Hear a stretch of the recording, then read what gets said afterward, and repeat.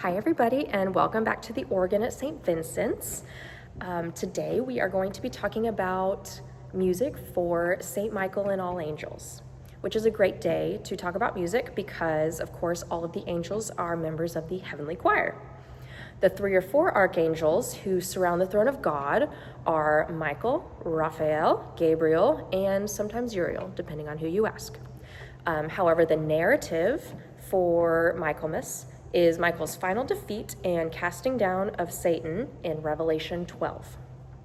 So the Anglican Church celebrates all angels, named and unnamed, on the same day, whereas in the Roman and Orthodox traditions, those feast days are separate. The feast day of September 29th is historically significant as a holy day of obligation from the medieval church, the Christian autumnal equinox, and one of the 4 quarter days in British and Irish traditions. So those are 4 religious holidays spaced about 3 months apart throughout the year. And since St. Michael is celebrated on September 29th, as a protector against darkness, he's called upon to protect us as the days grow shorter in the coming months. There are a number of pieces written for this feast day, most of which are very long. So some anthems that have been written for choir include Herbert Howell's A Sequence for St. Michael, Healy Willin's An Apostrophe to the Heavenly Hosts, which is about 9 minutes of unaccompanied choral singing. It's something. And then there's a number of German influences because Martin Luther wrote a number of chorale texts that centered on this revelation narrative, and these became important settings for Michaelmas in the German Baroque.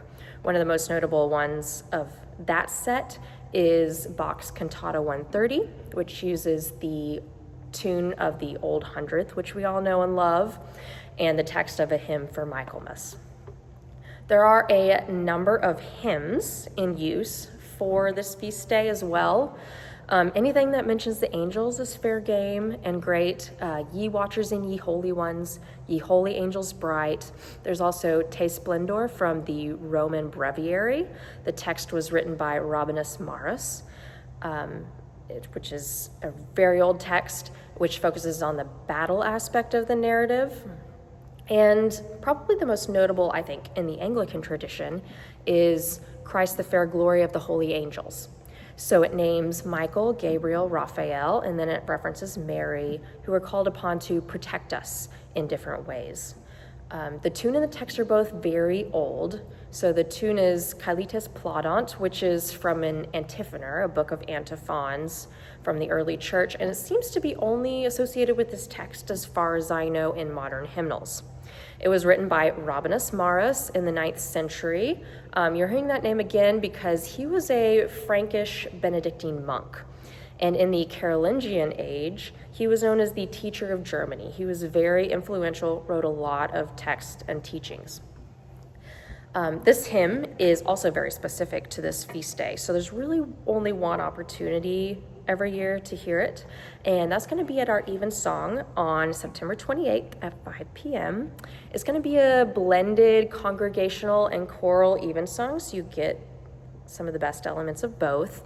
And then we're going to have a reception afterwards, so I hope you'll join us. But I'm going to play through Christ the Fair Glory of the Holy Angels real quick so that you are familiar with the tune whenever you come to Evensong.